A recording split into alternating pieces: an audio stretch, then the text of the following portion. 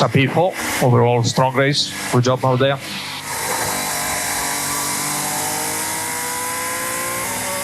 And charge on and pick up. Yep. Great job today, guys. What a great weekend result for us. I think a job, really proud of you. Let's keep pushing. I didn't really have the pace today. Need to figure that out. Thanks anyway.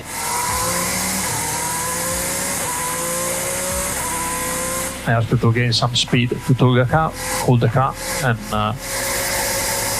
pick up, please.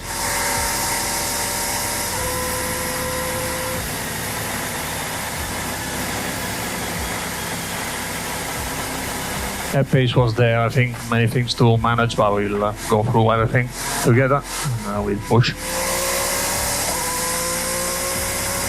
Can a single radio phrase change the perception of an entire team? What really means what Hamilton said after Austria's GP? Today I am going to tell you why those words impacted much more than you imagine. The 2025 Austria Grand Prix was a moment of emotional breakup in Ferrari's narrative. A career that, although it did not culminate in victoria, meant the principle of something much more important.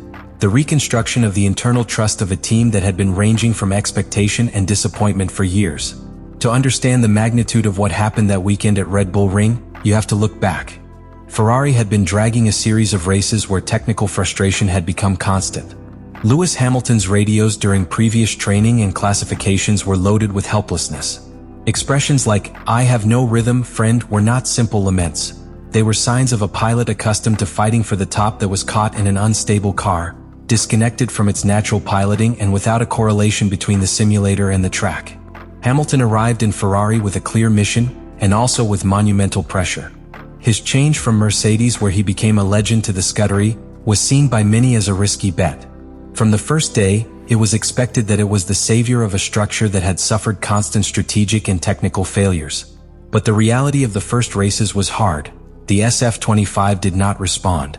The car had potential, but it was extremely sensitive to the suspension height, forcing aerodynamics to ensure consistency. In other words, Ferrari had a car that could not be taken to the limit, and that was a particularly frustrating problem for a pilot like Hamilton, which bases its performance on exploiting to the last thousandth of the Carpilotto team. In that context, Austria represented a last hope before falling back into the spiral of media criticism and internal discontent. And it was precisely where the team introduced its most ambitious package of updates, focused on a new SF25 soil design. The work in the factory had been counter-relish, under the pressure that any result that did not imply a substantial improvement would be read as a failure. What nobody expected is that, since Saturday, the results will speak for themselves. Charles Leclerc was placed in the front row and Hamilton in fourth place, his best classification with Ferrari. But beyond the number, it was the form that impacted. The solidity of the car, the reduction of the gap with the leaders, the feeling that they were finally in the right direction. Each of these modifications had a specific purpose and responded to concrete problems. The frontal barriers were reconfigured to better manipulate the vortices that flow under the car, something critical to stabilize the airflow and avoid load losses in rapid curves. The central body of the soil was tuned to adapt to a broader range of suspension heights, allowing the SF25 to operate closer to the asphalt without compromising its structural integrity. The edges, redesigned to generate a more efficient seal effect, helped maintain a low-pressure area under the car, increasing grip.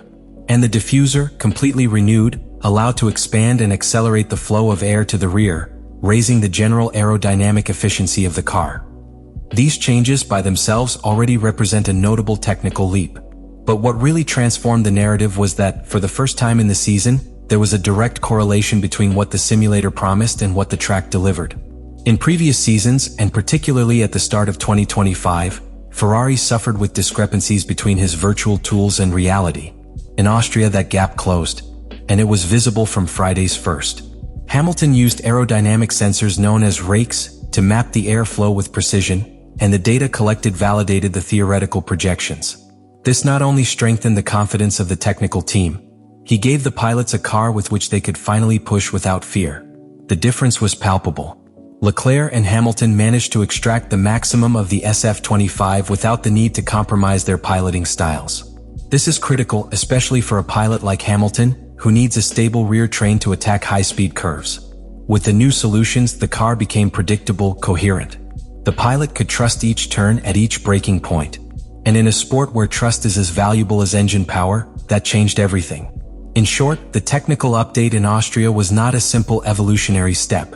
It was a declaration of intentions. Ferrari showed that he could react with speed, precisely, and with technical audacity.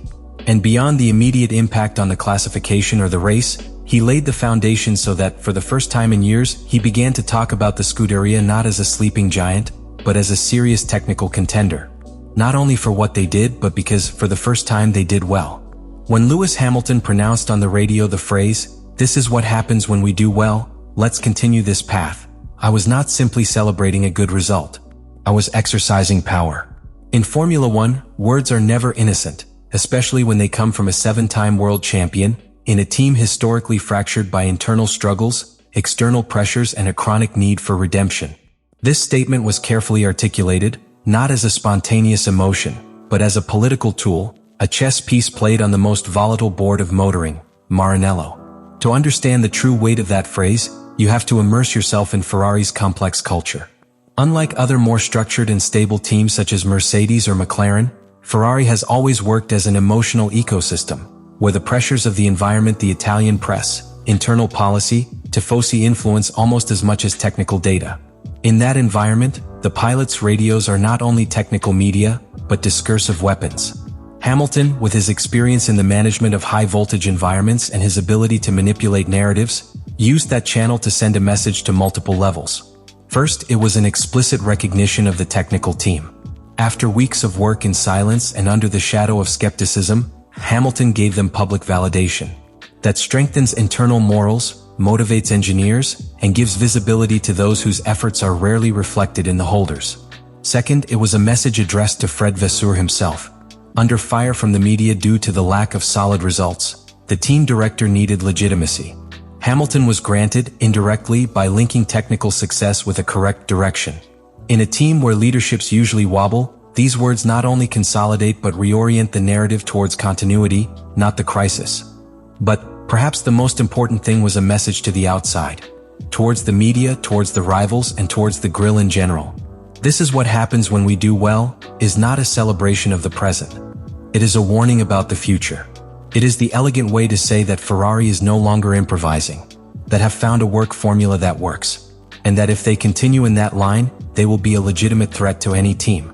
This statement has even more weight if it comes from Hamilton, a pilot who has built his career about strategic consistency and technical excellence.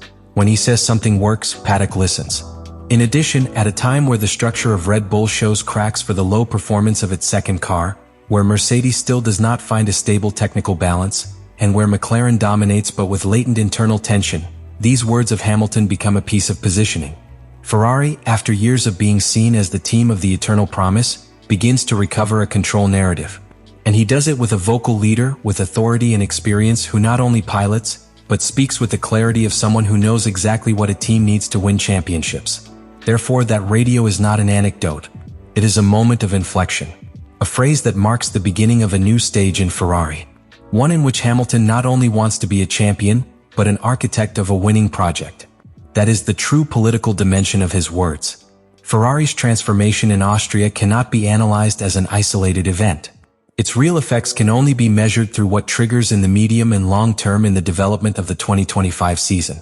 The implications are multiple. For Hamilton, this is the exact point where it ceases to be a controversial signing to become a real pressure factor within the championship. You are no longer measured by your legacy or your adaptation process. Now, each qualifying session and each career stint will be evaluated under a completely different magnifying glass, that of a legitimate contender. If you keep the pace, if the car continues to evolve, and if the operational errors decrease, Hamilton can not only fight for podiums. You can and should enter the conversation for the title. This marks a before and after, not in his words, but in expectations. For Leclerc, the impact is equally deep. In recent years, Monegasco has been Ferrari's visible face, assuming the pressure of a fondness desperate for results. But the arrival of Hamilton and the structural change he brought has modified that dynamic. Austria shows for the first time that Ferrari can benefit from having two pilots operating at the highest level.